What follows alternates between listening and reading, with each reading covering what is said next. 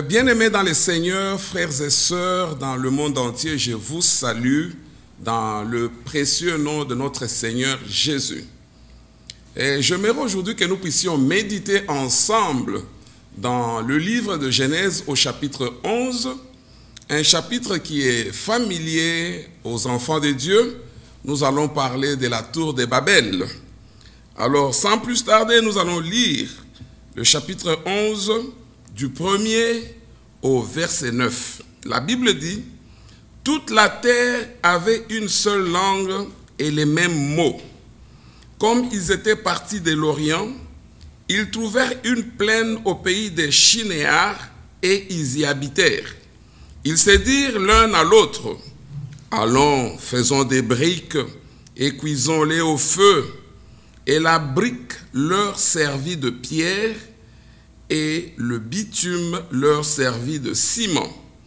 Ils dirent encore: Allons, bâtissons-nous une ville et une tour dont le sommet touche au ciel, et faisons-nous un nom, afin que nous ne soyons pas dispersés sur la face de la terre. L'Éternel descendit pour voir la ville et la tour que bâtissait le Fils des hommes. Et l'Éternel dit: Voici, ils forment un seul peuple et ont tous une même langue, et c'est là ce qu'ils ont entrepris. Maintenant, rien ne les empêcherait de faire tout ce qu'ils auraient projeté. Allons, descendons et là confondons leur langage, afin qu'ils n'entendent plus la langue les uns des autres. Et l'Éternel les dispersa loin de là sur la face de toute la terre, et ils cessèrent de bâtir la ville. C'est pourquoi l'on appela le nom de Babel, du nom de Babel, et c'est là que l'Éternel confondit le langage de toute la terre, et c'est là que l'Éternel les dispersa sur la face de toute la terre. Que le Seigneur notre Dieu bénisse sa parole. Bien-aimés dans le Seigneur, Dieu reste Dieu, toujours fidèle à sa parole. J'aime souvent dire que la faiblesse de Dieu se trouve dans sa parole. Si vous voulez prendre Dieu, prenez-le au mot, mais pas n'importe quel mot, prenez-le dans ses propres déclarations. Alors, quand Dieu a créé l'homme, dans sa sagesse incommensurable, Dieu a voulu et il a choisi souverainement que l'homme puisse habiter la terre. Et le psaume 115 au verset 16 nous dit: les cieux sont les cieux de l'Éternel et il a donné la terre aux fils des hommes. C'est la sagesse de Dieu et une sagesse éternelle. Et quand il a créé l'homme, il a dit à l'homme et à sa femme: soyez féconds, remplissez la terre. C'est comme ça. C'est le plan de Dieu et il restera comme ça pour toujours. Mais comme Dieu a créé l'homme bon, mais la Bible dit Dieu a créé l'homme bon et l'homme a commencé à chercher des chemins détournés. Et nous voyons un exemple frappant dans cette histoire de Genèse 11. Souvent, quand nous lisons ces textes, nous voyons l'histoire d'une simple construction. Mais c'est une histoire qui a une profondeur inimaginable. La Bible nous dit que toute la terre avait une seule langue et le même mot. Et comme ils étaient partis de l'Orient, ils trouvèrent une plaine au pays des Shinéars, ils habitèrent. Mais écoutez ce qu'ils se disent: allons, faisons des briques et cuisons-les au feu. Et les briques leur servit de pierre et les bitumes leur servit de ciment.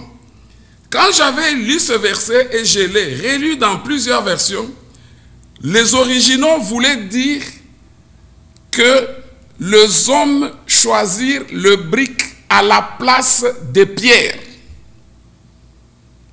Ça veut dire que les hommes, dès le commencement, ils ont rejeté la pierre, qui est une création de Dieu, et ils ont préféré la brique, qui est une fabrication de l'homme.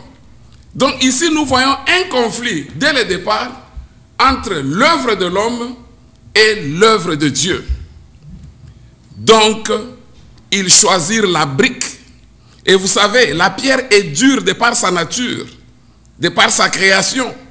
Mais la brique, il fallait encore la mettre au feu pour la durcir. Tout ça, c'est pour montrer l'imperfection de l'homme. Donc, ils ont rejeté la pierre. Et plus tard, la parole prophétique nous dira, la pierre qu'ont rejeté ceux qui bâtissaient, déjà, ceux qui bâtissaient ont rejeté la pierre. Mais cette pierre qui a été rejetée est devenue la principale de l'angle. Ça, c'est Dieu. Alors, ils ont commencé à construire et ils ont dit, nous allons construire une tour qui va vers les cieux. Dieu demande à l'homme de remplir la terre. L'homme trouve que c'est insignifiant, c'est bête et c'est ridicule. Pourquoi nous allons remplir la terre? Alors, trouvons un moyen pour prendre une autre destination, destination ciel. C'est la raison pour laquelle beaucoup de chrétiens aujourd'hui parlent souvent d'aller au ciel et d'aller au ciel. Mais Dieu nous dit que pour vous les chrétiens, je vous ai réservé une vie éternelle sur une nouvelle terre qui descendra d'en haut. Bien-aimés dans le Seigneur, quand ces gens ont commencé, Dieu a vu qu'ils étaient en dehors de son plan et en dehors de sa volonté. Chaque fois que nous rejetons la pierre angulaire, la pierre de Marc, la pierre qui est Jésus, nous entrons dans une situation confuse. Alors Dieu devait les confondre et Dieu est descendu et il les a mis tous à gauche, à droite, en haut, en bas, et les gens ne pouvaient plus se retrouver, ne pouvaient plus s'entendre. C'était la confusion totale. Bien-aimés dans le Seigneur, l'apôtre Pierre dit, avançons-nous et approchons-nous de lui, pierre vivante, rejetée par les hommes, mais précieux devant Dieu. Et vous tous, nous tous, chacun de nous comme une pierre, avançons-nous les uns vers les autres, en direction de cette pierre, pour constituer une maison spirituelle, afin d'offrir à Dieu des victimes spirituelles et pures par Jésus-Christ, dans un sacerdoce royal. Bien-aimés, vous voyez un peu la sagesse de Dieu. Chaque enfant de Dieu dans le monde entier aujourd'hui est une pierre et non pas une brique. Aujourd'hui, dans les églises de Jésus, dans les églises sur cette terre, nous trouvons et des pierres et des briques. Mais la question qu'on se pose aujourd'hui, es-tu une pierre ou es-tu une brique? Si tu es une œuvre de Dieu, par l'œuvre de la nouvelle naissance, sache-le, tu es un homme heureux parce que tu es une pierre. Mais si tu n'es qu'un fabricant de la vérité, une vérité qui est en réalité un mensonge, sache-le bien, tu es une brique. Aujourd'hui, nous avons trop de tours de Babel dans le monde. Pourquoi? Parce que les gens, au lieu de se disperser, comme Dieu a dit à Adam, il faut vous disperser et remplir la terre. Le second Adam, Jésus est venu, il a dit, allez par toutes les nations, faites de toutes les nations mes disciples. Maintenant, aujourd'hui, les gens sont restés cloîtrés dans leur petit tour de Babel, au lieu d'aller pour annoncer l'évangile de Jésus qui sauve ceux qui sont perdus. Voilà pourquoi beaucoup d'assemblées ne sont rien d'autre que des tours de Babel et les membres qui les composent ne sont rien d'autre que des briques fabriquées par les hommes. L'œuvre de l'homme, c'est une œuvre seulement bruyante et puis il faut du feu pour la durcir, mais après un moment il va encore se dissoudre. La pierre ne se dissout pas. Bien, vous savez, j'aime bien quand un avion passe au-dessus de ma maison pendant que je suis dans la maison, je peux déjà m'en apercevoir à cause de son bruit. Mais quand l'oiseau duquel l'avion a été copié passe au-dessus de ma maison, même s'il est tout proche de la toiture, je n'entends pas le bruit parce que c'est l'œuvre de Dieu. Elle est silencieuse. Elle passe en silence, mais elle a vraiment de grandes répercussions. Alors, bien-aimés dans le Seigneur, chaque fois que nous nous retrouvons dans la confusion, sachons une chose, le Seigneur va nous disperser. C'est pourquoi la Bible dit, pour vous, l'honneur est là. Parce que la pierre étant rejetée par ceux qui bâtissaient, qui est devenue la principale de l'angle, vous tous qui vous appuyez sur ce rocher des âges, vous avez une vie inébranlable. Mais ceux-là qui n'ont pas accepté cette pierre et qui l'ont rejetée, déjà de la tour de Babel, Dieu a pris une décision. Descendons et confondons-les. Bien-aimés, le projet de Dieu pour nous les hommes, c'est sur cette terre, aller dans tous les sens, dans tous les points cardinaux pour annoncer la résurrection du Fils de Dieu. Nous n'avons pas besoin de chercher à aller dans la direction opposée de la terre en haut. C'est ça justement la confusion, c'est ça la tour de Babel. Alors mes frères et sœurs, qui sommes-nous aujourd'hui? Des pierres ou des briques? Peut-être que nous sommes des briques, mais il n'est pas trop tard pour se transformer en pierre. Le secret, c'est d'aller vers celui qui a dit à Pierre, tu es Pierre, mais sur ce roc, je bâtirai mon église. Mais les portes de ce jour de mort ne prévaudront point contre elle. Je te donnerai les clés du royaume. Je te donnerai les clés du royaume des cieux. Là où tu ouvriras, personne ne peut fermer. Là où tu fermeras, personne ne peut ouvrir.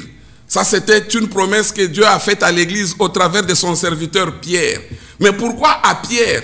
Parce que Pierre a reconnu la pierre angulaire, la véritable pierre des âges, qui était en face quand Jésus a demandé, qui dit-on que je suis, moi le Fils de l'homme?